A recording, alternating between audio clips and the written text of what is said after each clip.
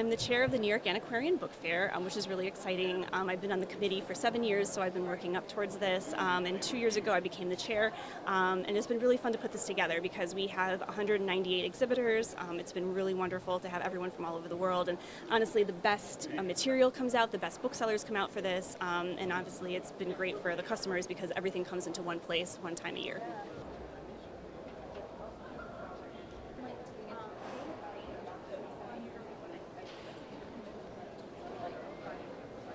We have a whole collection of Nirvana posters, mini posters, and flyers, and we have a Nevermind album that's inscribed by Robert Fisher, who is the art director, and he explains in the inscription how they came up with the idea for the baby chasing the fishhook in the pool. What's from Star Wars? Oh, that's Star Wars 1.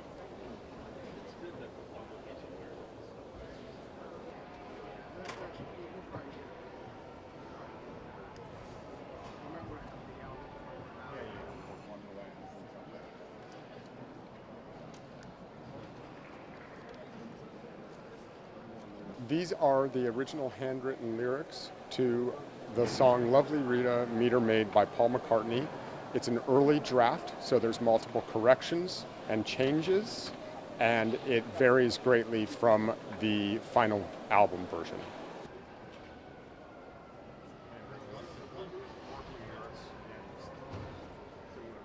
Now, the album cover is not the one we're used to seeing.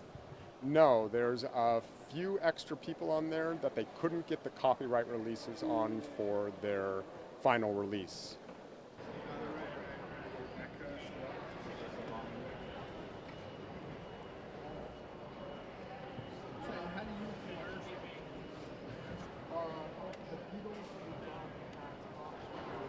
How much would something like this go for?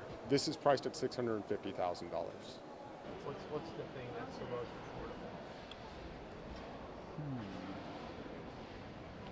I think any time the musician is considered a great writer, the lyrics are going to be more valuable. So Lennon, McCartney, Bob Dylan, Springsteen, any of those guys, Leonard Cohen, are all going to be more valuable than people that are less known for their lyrics.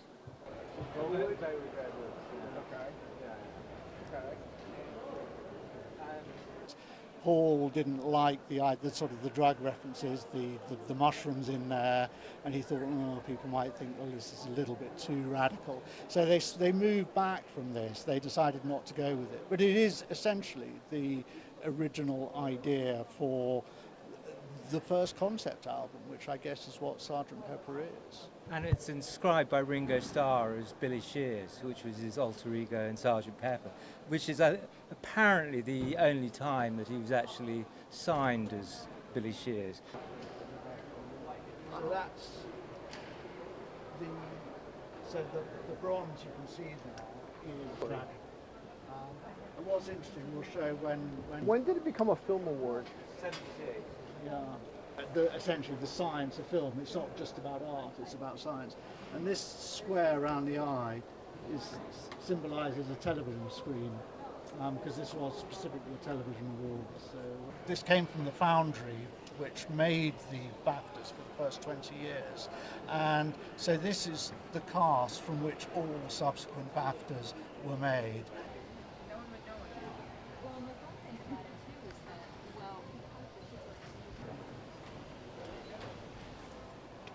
That great contemplative look.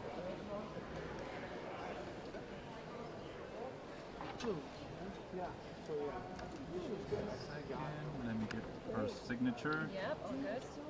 Want to talk to Susan? Her ownership signature in this because she did this great.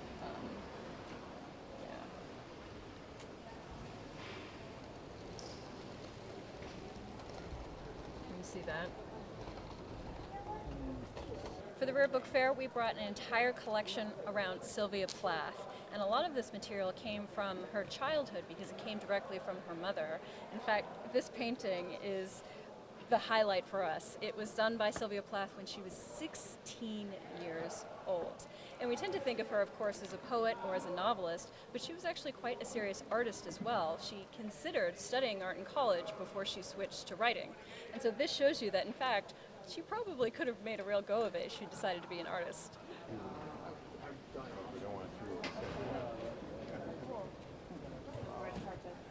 Yeah, so we have a red carpet right after this for Star Trek.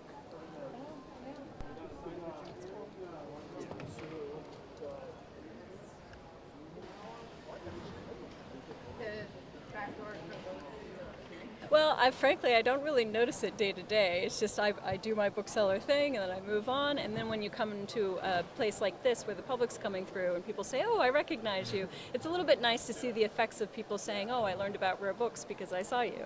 So I like that. Yeah, I know.